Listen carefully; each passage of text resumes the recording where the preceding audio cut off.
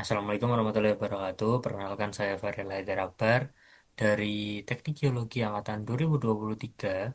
Di sini saya akan menjelaskan mengenai peran studi cekungan dalam eksplorasi migas.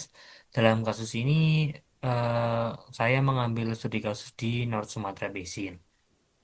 Berikut adalah outline dari presentasi saya, di mana ada tahapan umum, eksplorasi migas, geologi regional North Sumatra Basin, ada petroleum system, ada peran data geofisika, analisis risiko dan pengusulan sumber eksplorasi, serta potensi dan peluang eksplorasi di masa depan.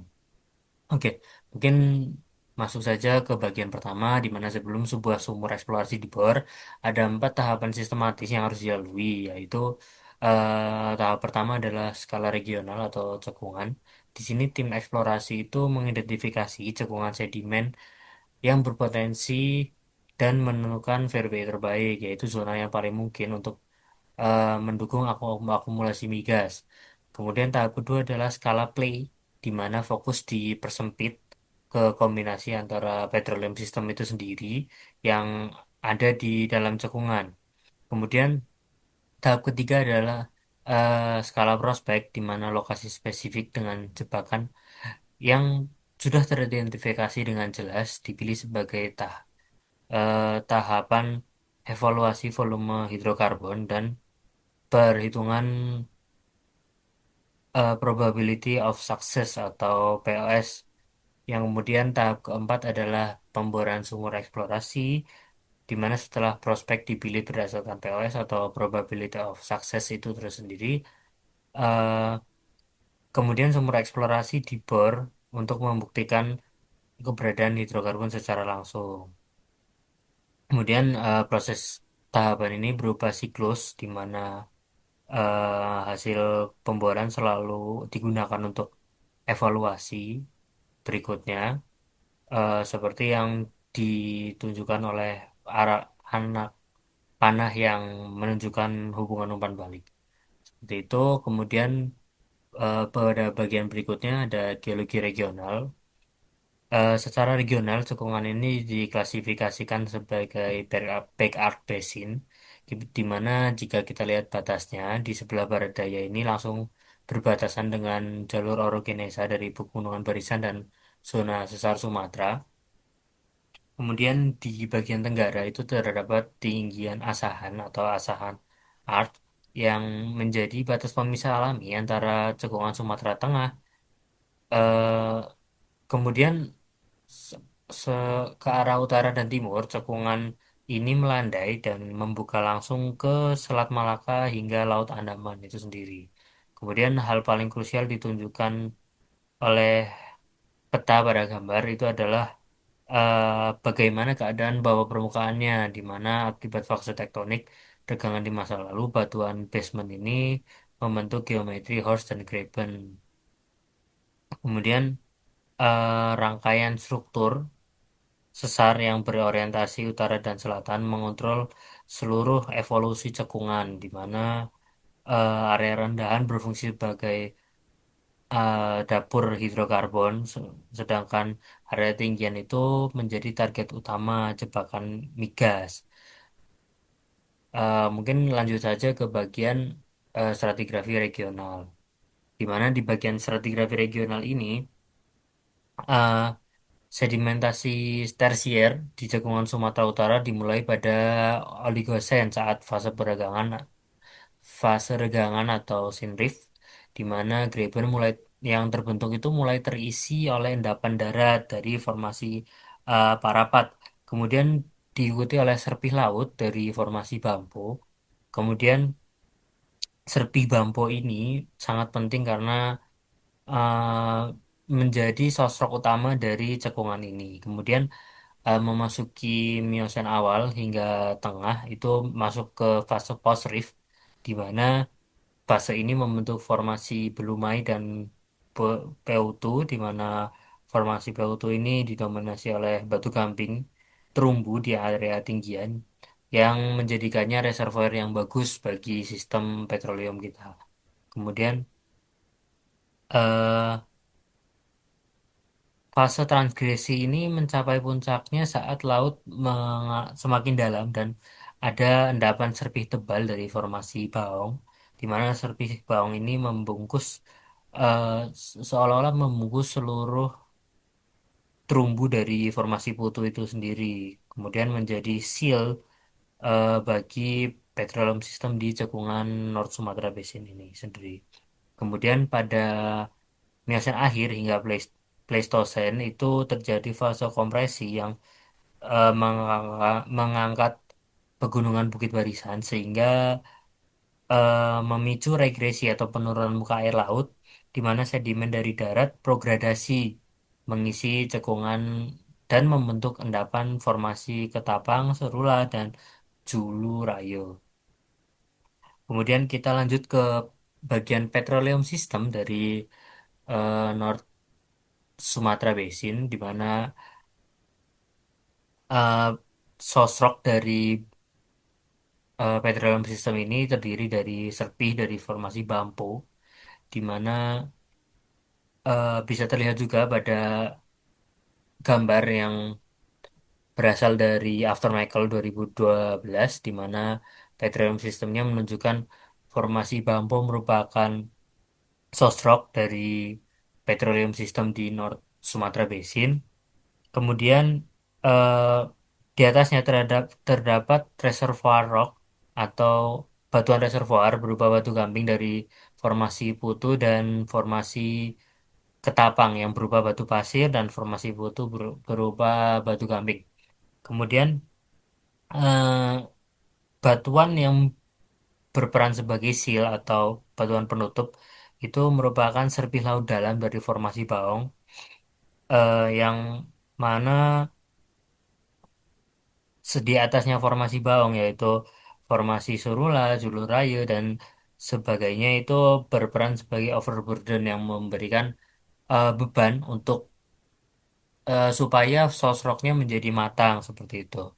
Kemudian eh, pembentukan trap atau trap formation itu perangkap stratigrafi karbonat dari putus sudah terbentuk lebih dulu sejak Miocene awal, sedangkan perangkap atau trap dari struktur lipatan itu baru terbentuk pada fase inversi pada saat pengangkatan Bukit Barisan. Kemudian hal ini merupakan hal yang sangat ideal karena ketika proses generation, migration, dan accumulation itu memuncak pada Miocene akhir dan hingga Pliocene, sehingga trapnya itu sudah siap untuk menampung migas itu sendiri. Kemudian oleh karena itu critical momennya itu pada batas sekitar Miocene akhir sampai Pliocene ketika eh, hidrokarbon tersebut sudah bermigrasi, terakumulasi, dan trapnya sudah siap. Seperti itu. Kemudian kita lanjut ke bagian selanjutnya, peran data geofisika dalam eksplorasi migas, di mana pertama ada metode gravitasi atau gaya berat yang mana data anomali gaya berat ini sangat efektif di Sumatera Utara untuk membedakan mana yang area yang menjadi rendahan atau graben yang bisa menjadi dapur dari migas itu sendiri dan mana area yang menjadi tinggian atau horst yang berpotensi menjadi tempat berkumpulnya dari migas itu. Kemudian eh, data yang kedua yaitu seismik refraksi di mana data seismik ini membantu kita untuk melihat bagaimana struktur dari bawah permukaan cekungan itu sendiri. Jadi kita tahu batas cekungannya, kita tahu ada struktur apa saja, yang mana di cekungan Sumatera Utara ini berperan untuk memetakan geometri dari terumbu formasi Putu itu sendiri yang tidak terlihat, seringkali tidak terlihat di permukaan, namun terlihat pada seismik itu sendiri. Kemudian eh, kita juga menggunakan well logging yang mana data ini digunakan untuk kalibrasi atau pengikatan data well seismic type sehingga kita bisa mengetahui bahwa anomali yang terlihat di seismik itu benar-benar merupakan reservoir dengan porositas yang bagus melalui log-log seperti gamma ray, density, porosity untuk memvalidasi kualitas reservoir itu. Kemudian juga dapat em, mengetahui porositas sekunder dan mendeteksi batas kontak fluida atau gas water contact. Kemudian yang tidak kalah penting yaitu overpressure, pore pressure. Jadi eh, data geofisika digunakan untuk memprediksi tekanan abnormal yang berbahaya di Sumatera Utara itu sendiri. Dalam konteks cekungan Sumatera Utara itu eh, yang formasi yang diindikasikan mengalami overpressure yaitu formasi bawah. Kemudian hal itu bisa dimanfaatkan untuk menjaga keamanan saat pemboran seperti itu. Kemudian eh, lanjut ke bagian analisis risiko dan pengusulan tempat eksplorasi di mana konsep probability of success yang tadi sudah sempat dibahas di awal, di mana dalam eksplorasi migas ini tidak semua lokasi teridentifikasi langsung dibor. Perlu ada proses evaluasi terlebih dahulu, yaitu konsep probability of success ini. Ini pada dasarnya mengukur probabilitas atau kemampuan atau kemungkinan, maaf, bahwa seluruh elemen petroleum ini bekerja secara bersamaan di dalam lokasi yang sama, yang mana ada 5 elemen yaitu sosrok, seberapa besar kemungkinan sosrok itu hadir di lokasi tersebut, sudah matang, dan mampu menghasilkan dari hidrokarbon itu sendiri. Kemudian yang kedua ada reservoir, yaitu seberapa besar kemungkinan batuan reservoir tersebut hadir dengan porositas dan permeabilitas yang cukup gitu. Kemudian yang ketiga ada seal, di mana eh, kemungkinan lapisan penutup itu mampu menahan hidrokarbon agar tidak bermigrasi keluar atau terjadi kebocoran. Kemudian ada trapnya. Eh, Post trap ini menentukan kapan trap itu terbentuk, apakah pas atau tidak waktunya dengan migrasi dari hidrokarbon itu sendiri. Kemudian yang terakhir ada timing, di mana seberapa besar kemungkinan migrasi hidrokarbon itu terjadi pada waktu yang tepat, yaitu setelah jebakan sudah terbentuk atau trap tadi. Kelima probability ini kemudian dikalikan satu sama lain untuk menghasilkan nilai total.